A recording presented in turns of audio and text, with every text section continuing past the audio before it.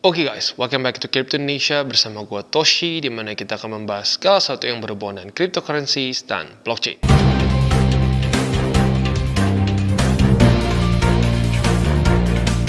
Dan gak kerasa Bitcoin halving dalam waktu sebulan ke depan akhirnya akan terjadi juga ya. Ini satu event yang tentunya banyak disoroti oleh media-media ya, banyak juga dispekulasikan oleh berbagai macam orang gitu ya. Ada yang bullish, ada yang bearish. Yang menjadi pertanyaan yang paling sering gue dengar adalah, "Bang, mending akumulasi sekarang atau tunggu Bitcoin halving? Kan katanya suka ngedam." Nah, ya, kata-kata seperti itu sering keluar. Pada hari ini kita nggak akan mau jadi dukun, dan seperti biasa memang TC ini bukanlah channel dukun. Di sini adalah channel investasi ya, investasi kripto, di mana kita melihat segala sesuatu dalam bentuk probabilitas, bukan pasti ya. Yang pasti itu cuma kematian. Ya, tidak ada yang pasti lagi selain itu ya. Nah, jadi pada hari ini kita akan coba bahas data-data yang bisa membantu kita untuk mempersiapkan menuju ke halving ya. Nah, buat lu yang mungkin benar-benar buta dan nggak tahu itu apa itu halving. Halving sesuai dengan namanya, half ya, setengah. Dia memotong setengah block reward ya.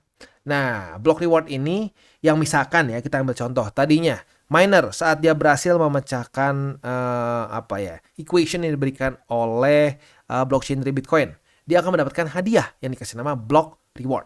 Nah, block rewardnya misalkan tadinya 10 BTC. Setelah halving akan berkurang jadi 5 BTC. Lalu halving lagi 2,5 dan seterusnya. Dengan pengurangan net issuance ya, itu membuat Bitcoin semakin scarce, semakin langka. Nah, ini tentunya adalah suatu hal yang bullish in the long term. Lagi-lagi kenapa? Ya karena issuance-nya berkurang. Kita anggap gini deh ya. Kalau misalkan nih ya, emas tiba-tiba setiap per 4 tahun sekali semua minersnya mengurangi produksi emas. Apa yang terjadi? Supply lebih sedikit di market, net issuance lebih sedikit. Yang terjadi apa? Harga emas akan cenderung meningkat. Nah, inilah menurut gue salah satu fundamental dari Bitcoin yang membuat Bitcoin cenderung meningkat dari masa ke masa. Begitu, karena sekali lagi net issuance yang berkurang per kurang lebih 4 tahun sekali ya. Dan jangan sampai salah berpikir ya, ini tuh nggak bisa dihitung sebenarnya dengan hari. Ini hanya perkiraan, estimasi countdown-nya ya. Karena sesungguhnya ini dihitung dari block time ya, bukan time yang kayak hari seperti ini. Jadi makanya kalau lo lihat bisa maju mundur gitu. Ini estimasi ya. Nah, tapi ya estimasi nggak akan jauh, nggak akan tiba-tiba jadi tahun depan gitu, nggak ya. Intinya kurang lebih akan di bulan April ini ya. Oke, pertanyaannya sekarang, Bitcoin halving ini sudah berapa kali terjadi? Dan jawabannya sebenarnya cukup mengagetkan lah buat orang-orang yang masih baru di kripto. Baru 3 kali ya. Pertama di 2012, di bulan 28 November, lalu di tanggal 9 Juli 2016, dan yang paling baru di tanggal 11 Mei 2020. Jadi baru 3 kali ya. Nah, kita langsung aja nih lihat ke data yang pertama di 2012. Apakah terjadi dump atau tidak? Nah, kalau kita lihat di sini, terjadi koreksi nggak? Yes, terjadi koreksi. Tetapi uniknya terjadi koreksi sebelum halving. Waktu halvingnya di tanggal 28 November malah rally 1,21%, besoknya rally 0,83 dan seterusnya. Kalau kita lihat secara jangka panjangnya, nggak usah jangka panjang deh. Kita lihat 6 bulan setelah itu, apa yang terjadi? Pump. Ya. Oke, itu yang pertama. Dan yang harus kita ambil note lagi apa? Ada pump dulu di sini. Ya, ada pump di sini, koreksi sedikit dan lanjut lagi ke atas. Itu first Bitcoin halving yang terjadi di tanggal 28 November 2012. Next kita geser ke 2016 ya, di tanggal 9 Juli.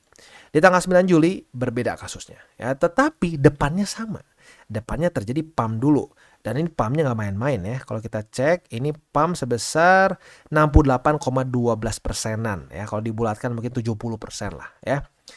Nah, tetapi sebelum kena halving ya, beberapa minggu sebelum kena halving, dia ngedam dulu.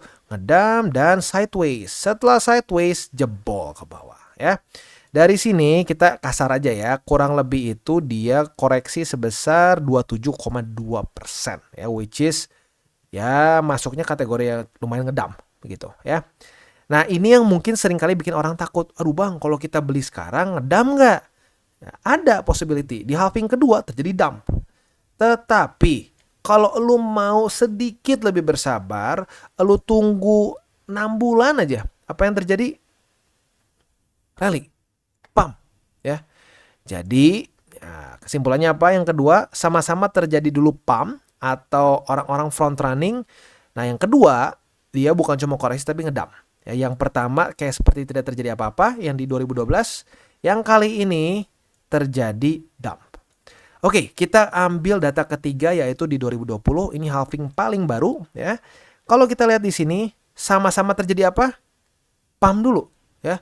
Dan ini pump setelah Bitcoin kena COVID-19 ya. Setelah dia kena berita COVID-19 dan wah parah ya di bulan Maret ini jebolnya. Jadi kalau nggak salah tuh dropnya sampai 50% lebih. Tetapi karena mau mendekati halving, momentum ini membuat orang-orang cenderung masuk lagi ke Bitcoin walaupun harganya drop seperti ini. Beli. Dan saat terjadi halving, ini mirip kayak yang pertama nih ya. Nggak drop di saat halvingnya. Beberapa hari sebelum halving, koreksi ya. Di tanggal 10 Mei-nya dia ngedump sebesar 8,54. Tetapi ya dengan catatan, kalau kita tarik beberapa bulan setelah itu, very profitable. Very profitable. Jadi, satu hal yang gue mau simpulkan ya. Kalau sampai lu merasa bahwa aduh bang takut ngedrop nih. Kalau secara data menunjukkan bahwa oke, bisa ngedrop ya. Tetapi kalau lu hold minimal setengah tahun aja profitable. Apalagi lu mau hold setahun, jauh lebih profitable lagi. Itu data yang ngomong ya, bukan gua ngedukun, bukan gua memperkirakan apa. No, kita ngambil dari semua data ini. Satu benang merah dari cycle 1 sampai 3. Lu beli di halving ya atau dekat-dekat di halving, lu hold setengah tahun, very profitable. Semuanya very profitable, each every one of them. Ya. Itu yang pertama. Makanya kenapa gua selalu ngomong 3 golden rule of investing. Nomor 3 apa? Berpikirlah jangka panjang. Jangan berpikirnya besok pengen profit berapa, sehari ini harus untung 1000%. Wah, kalau kayak begitu cara berpikirnya, ironisnya malah akan boncos bukannya profit ya. Itu udah sangat sering terjadi dan itu memang salah satu penyakit paling common di cryptocurrency market ya. Makanya banyak yang bermain koin pom-pom yang kena rug pull gitu, itu cukup banyak gitu karena itu di-fuel dengan ekspektasi profit yang tidak realistik gitu. Sehari pengen untungnya ratusan persen, ribuan persen. Bisa nggak? Bisa. Besoknya juga bisa besoknya bisa lebih rugi lebih parah lagi. Itu kalau punya mindset kayak gitu ya. Makanya apa? Satu benang merah, selama lo berpikir lu nggak usah ngomong jangka panjang sebenarnya, ini at least menengah lah ya, cuma di hold berapa bulan sih itu profit ya. Yang kedua, dari cycle ke cycle terjadi front running di sini, front running di sini, front running di sini ya. Artinya market beli duluan sebelum terjadi halving. Makanya gue udah bilang sebelum halving beli gitu, beli dulu. Karena di situ akan terjadi suatu momentum ya. Buat lo yang sudah beli ya congrats, sudah dalam keadaan profit sekarang ya. Nah, buat yang telat gimana nih? Aduh bang, gue baru tahu sekarang nih. Gue baru mau beli sekarang, telat nggak? Ya, kita kasih lihat chart deh. Halving ketiga, telat nggak menurut lo beli di sini? Ini masih profit dari sini ya, kasar aja ya. Itu ke all time high itu kurang lebih profit 600% ya. Cycle kemarin. Cycle kedua nih ya, halving kedua. Kalau kita cek di sini ya. Lu hold sampai ke all time high-nya ya. Sebentar, ini sedikit ngajak berantem nih ya. Kita cek di sini. Oke. Profitnya berapa nih? Kayaknya gue sampai harus tarik lagi ke kanan kayaknya. Oke. Yes, kita coba. Sini. Profit berapa? 2.700%. Oke.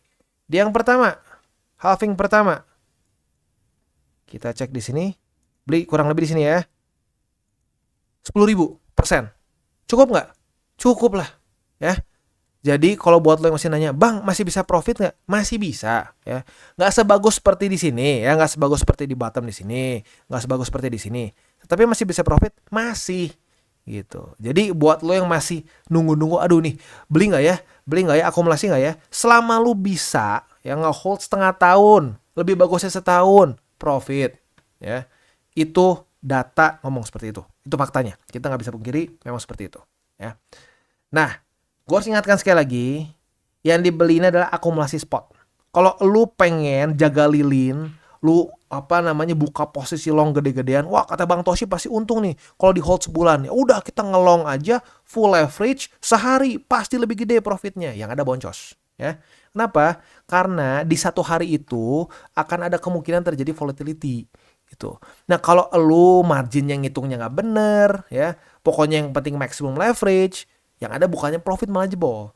Gitu. Jadi sekali lagi gue bilang belinya untuk jangka panjang. Jangan berharap sehari untung 1000%, 2000% gitu dari halving. Nggak realistik, ya. Jadi itu dua hal yang gue ingin tekankan di video ini. Please jaga resiko, dan buat lo yang ngerasa aduh telat bang, harusnya gue beli waktu kemarin-kemarin lu bahas di 2023 awal.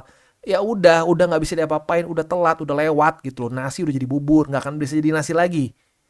Tapi sekarang ya akumulasi. Aduh bang, tapi ini kayaknya tinggi nih. Nanti kalau turun lagi sampai sini, turun lagi sampai sini. Lu kalau berpikir gitu, ujung-ujungnya nggak akan akumulasi, nggak akan beli-beli. Ya, makanya kita bahas di DCWT kan. Ya, kita bahas di DCWT, belinya di mana aja. Gitu.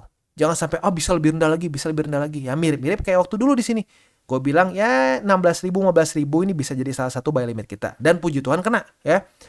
Ada yang bilang udah bang 10.000, 5.000 nggak kena, akhirnya nggak beli-beli. Nah itu penyakit, ya, karena nggak mau akumulasi. Bisa lebih rendah lagi, bisa lebih rendah lagi, ujung-ujungnya malah nggak dapat, ya. Jadi ingat, tetap lakukan akumulasi. Oke, jadi kurang lebih seperti itu. Selanjutnya nih, untuk di Nexo ada nggak nih, mungkin buat lo mikir aduh bang, gue ada nggak Bitcoin gratis lah gitu bang, gue nggak mau beli gitu. Ya bisa, ya, lo bisa dapatkan di Nexo, totalnya itu rewardnya 10 Bitcoin. Bukan lo dapat bukan dapat 10 ya, tapi total rewardnya dalam bentuk 10 Bitcoin, ya. Dan di sini cara kerjanya simple banget, ini nggak perlu pakai otak jujurnya, ya. Yang pertama, lo bisa mendapatkan 10.000 Satoshi ini dengan cara sign up, use salah satu produk Nexo dan bisa rewarded. Lo bisa get reward sebesar 10.000 Satoshi, ya. Nah, dan juga buat lu yang pengen misalkan pakai promo yang kemarin futures, ya. Ada satu BTC price pool. Ini udah lewat sayangnya, yang sekarang baru promo di mana lu menggunakan sistem loan mereka. Kalau lu at least 500 USD sampai Maret 2020, lu akan masuk ke price pool 0,5 BTC dan seterusnya, ya. Nah, ini lo bisa dapatkan semua di Nexo. Dan bahkan yang keren juga, Nexo ini kemarin salah satu exchanger yang spearheaded untuk membuat suatu emoji Bitcoin, ya. Mungkin buat lo yang mikir, emang apa gunanya emoji Bitcoin, Bang? Ya, gini. Dengan ini jadi emoji, orang akan semakin ngerasa ini hype. Dan suka nggak suka, bull market itu bensin utamanya hype, ya. Hype dan liquidity, ya. Itu dua bensin yang dicampur lah, hype dan liquidity, membuat harganya bisa naiknya nggak kira-kira gitu, ya. Nah, semoga ini di approve, ya, karena ternyata ini harus ada petisinya, ya. Petisinya itu diajukan ke Unicode Consortium, ya, di mana itu disubmit untuk 2024. Semoga ini beneran jadi emoji dan kita bisa pakai nanti emojinya di HP kita, which is quite cool, ya. Oke. Jadi kurang lebih seperti itu. Buat lo yang pengen pakai Nexo bisa pertimbangkan untuk menggunakan link referral kita di bawah. Dan teruslah akumulasi, ya, karena halving sudah semakin mendekat. Walaupun ada possibility dump, ada nggak? Ada. Kita sudah bahas di sini, ada possibility dump. Tapi kalau lo beli spot jangka panjang, anggap lo beli pas di sini nih. Aduh bang, minus 20. Loh bang, kok profit bang? Profit, wah, udah, lo lupa ruginya di sini, ya. Ruginya cuma berapa lama sih? Nggak sampai 3 bulan, ya. Jadi ingat, selama lu berpikir jangka panjang, beli di halving tidak masalah. Yang jadi masalah adalah kalau lu over leverage, membuka posisi long atau short, berharap berspekulasi murni, satu hari bisa profit ribuan %. Nah, itulah kunci jebolnya, ya. Jadi selama lu menghindari itu, spot jangka panjang, halving nggak jadi masalah. Dan buat kalian yang belum nonton DCWT atau Daily Charting with Toshi, bisa klik di sini. di mana kita akan daily chart your favorite cryptocurrencies. Dan buat lo yang mungkin masih bingung cara baca chart, candles, dan hal-hal mendasar lain, bisa juga klik di sini ada tutorials with Toshi. Dan buat lo yang belum punya akun di berbagai macam exchanger, bisa cek link reflektor di bawah. Dan jangan lupa juga untuk join Telegram group kita, di mana kita bisa ngobrol-ngobrol santai mengenai dunia cryptocurrency secara dua arah. So jangan lupa untuk like, subscribe, click the bell icon, and see you on the next video.